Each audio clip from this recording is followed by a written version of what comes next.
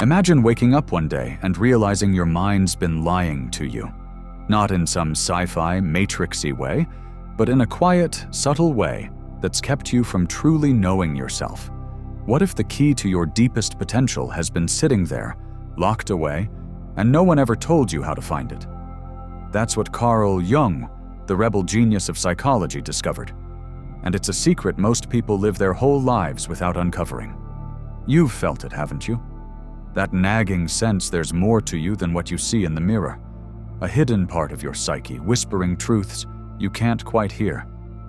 Society tells you to ignore it, focus on the grind, the noise, the surface. But Jung, he dared to look deeper. He found something powerful, something transformative, something you've been missing. Here's the kicker. Most people think self-discovery is just journaling or meditating for 10 minutes. They're wrong. Jung knew the psyche isn't a shallow pond, it's an ocean. And there's a way to dive in, to unlock it, that changes everything. Want to know what it is? Stick with me. Because what you're about to learn could finally bridge that gap between who you are and who you're meant to be. Let's face it, you're not alone in feeling stuck. Millions of people walk around every day, trapped in their own heads, chasing goals that don't satisfy. Most people don't realize their psyche, their inner world, is a locked vault. Society has conditioned us to believe happiness comes from outside. More money, more likes, more stuff. But does it? Really? Here's the problem Jung saw. We're obsessed with the mask we wear. The persona, he called it. That polished version of you that smiles at work or posts on Instagram. Meanwhile, the real you, the messy, wild, untamed you, gets buried, ignored, starved, and the deeper it's buried, the more restless it gets. Ever wonder why you feel anxious for no reason? Or why you sabotage yourself just when things get good? That's your psyche screaming for attention. Conventional wisdom says, just push through. Therapists might tell you to talk it out. Self-help books promise quick fixes. But Jung knew better. He saw that the real issue isn't what's on the surface, it's what's hidden beneath. The tension? You've been taught to fear that hidden part, to shove it down. But what if that's the exact opposite of what you should do? What if the secret to unlocking your psyche isn't running from the shadows, but running toward them? That's the challenge we're facing. And trust me, it's bigger than you think. I'm about to hand you the keys to your psyche. By the end of this video, you'll know exactly how Jung cracked the code to self-discovery. And how you can too. We'll peel back the layers, step by step, revealing insights that most people never stumble across. You'll walk away with practical tools to tap into your hidden potential. What you're about to learn isn't just theory. It's a journey. A way to finally understand why you think the way you do, feel the way you do, and act the way you do. And the final revelation? One of the most powerful insights of all. It'll fundamentally shift how you approach your own mind. Ready? Let's dive in. So, where do we start? With Jung's big idea, the psyche isn't just one thing. It's a system, a chaotic, beautiful mess of parts. Some you see, some you don't. He broke it down into 3 main players: the ego, the personal unconscious, and the collective unconscious. The ego, that's the you know, your thoughts, your identity. Simple enough, right? But here's where it gets wild. The personal unconscious holds everything you've forgotten or repressed: memories, traumas, desires. And the collective unconscious, that's the deep stuff: archetypes, universal patterns wired into every human, from the hero to the shadow. Jung said these aren't just ideas, they're forces shaping your life. Let's back this up. Take the ancient Greeks. They told stories of gods and monsters. Why? Jung argued those weren't just myths, they were the collective unconscious speaking. Or think about Einstein, wrestling with relativity. He tapped into something beyond his ego, something primal. Even Schopenhauer, the gloomy philosopher, hinted at a will driving us all. Jung connected the dots. Most people don't realize this. Your psyche isn't static. It's alive, moving. And here's the first twist. Conventional wisdom says to focus on the ego, polish it up, make it shiny. But Jung? He said that's a trap. The ego's just the tip of the iceberg. The real power lies below. Ever had a dream that felt too real? Or a gut feeling you couldn't explain? That's your unconscious talking, not random noise, signals. Jung spent years decoding them, and what he found challenges everything we're taught. So, what does this mean for you? Ask yourself, how much of your life is ruled by the you don't even see? How often do you ignore those whispers from below? What if they're trying to tell you something vital? This isn't woo-woo nonsense. Jung studied thousands of patients, ancient texts, even alchemy. He proved the psyche isn't a mystery to fear, it's a puzzle to solve. But this is just the beginning. We've only scratched the surface. Now, let's go deeper. Okay, so the psyche's a puzzle, but how do you start solving it? Let's tackle the shadow first. What's the shadow? It's the part of you that you hide. The anger, the shame, the weird impulses you pretend aren't there. Jung said everyone has one, even saints, even you. Why does it matter? Because the shadow doesn't just sit quietly. Ignore it, and it leaks out. Snapping at someone you love, procrastinating when you shouldn't. Sound familiar? Most people think they can outrun it. Jung disagreed. He asked, what if facing it is the key? Here's a story. I once met a guy, let's call him Mark. Mark was a perfectionist, always smiling, always fine. But he'd blow up over tiny things, spilled coffee, a late email. One day, he started digging into why. Turns out he'd buried years of resentment toward his dad, his job, himself. When he faced it, stopped running, something shifted. He wasn't fixed, but he was freer. That's the shadow's power. Jung said it's not your enemy, it's your teacher. But here's the catch. Society tells us to suppress it. Be positive. Stay in control. What if that's backward? What if the secret is integration, not rejection? Let's go further. Ever heard of individuation? It's Jung's term for becoming whole. Not perfect, whole. It's about uniting the ego and the unconscious, the light and the dark. Nietzsche hinted at this with his "become who you are" line. Jung ran with it. So how does this play out? Look at your dreams. Jung called them the royal road to the unconscious. That nightmare about falling? It's not random, it's a message. Or that recurring symbol, a snake, a tree, archetypes talking. Here's an aha moment. Your psyche isn't separate from you. It is you. The good, the bad, the weird. And the deeper truth? You're not just an individual. You're connected to humanity's story.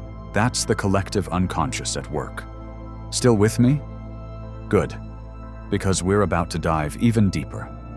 What's the next piece of this puzzle? Hang on. You'll see. Now let's go even deeper. You've got the shadow, the archetypes, the unconscious pulling strings.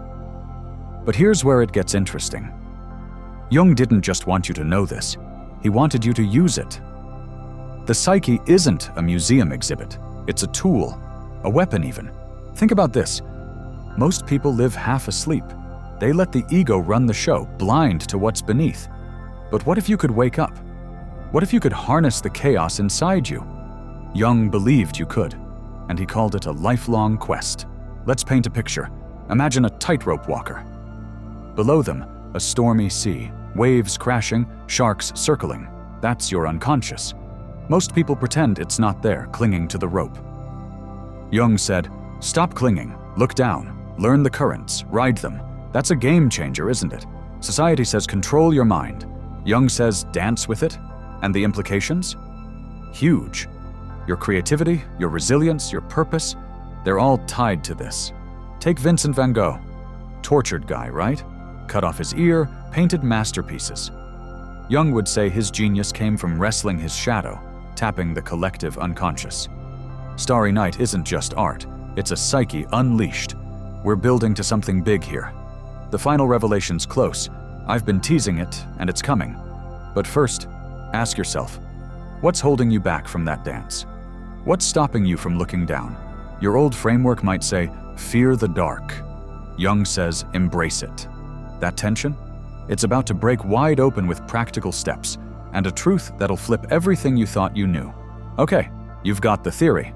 Now let's make it work for you. Jung didn't just sit around pondering the psyche, he wanted you to use it.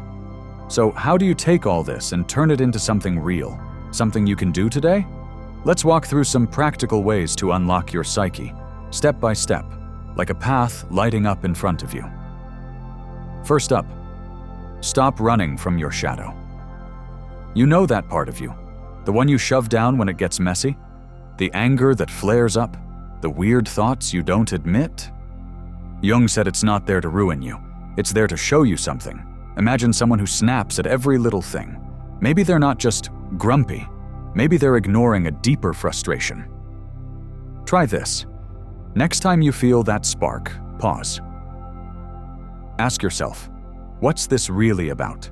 You don't need to fix it, just listen. What's it telling you? That's the starting point. But let's keep moving. Your dreams are next. Ever wake up from one that sticks with you? Jung called them your psyche's way of waving a flag. Not random, not meaningless, messages. Picture someone dreaming of falling every night. Could be their mind saying, hey, you're losing grip somewhere. Grab a notebook, jot down what you see when you sleep.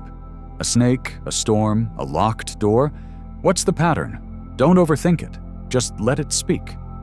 What's your unconscious been whispering lately? Now think about the bigger picture. Those archetypes Jung loved, they're not just fancy ideas. They're alive in you. The hero pushing you to fight, the caregiver wearing you out. Look at your life. Where do you see them? Maybe you're always the one fixing everyone else's problems. Sound familiar? Next time you catch yourself in that role, step back.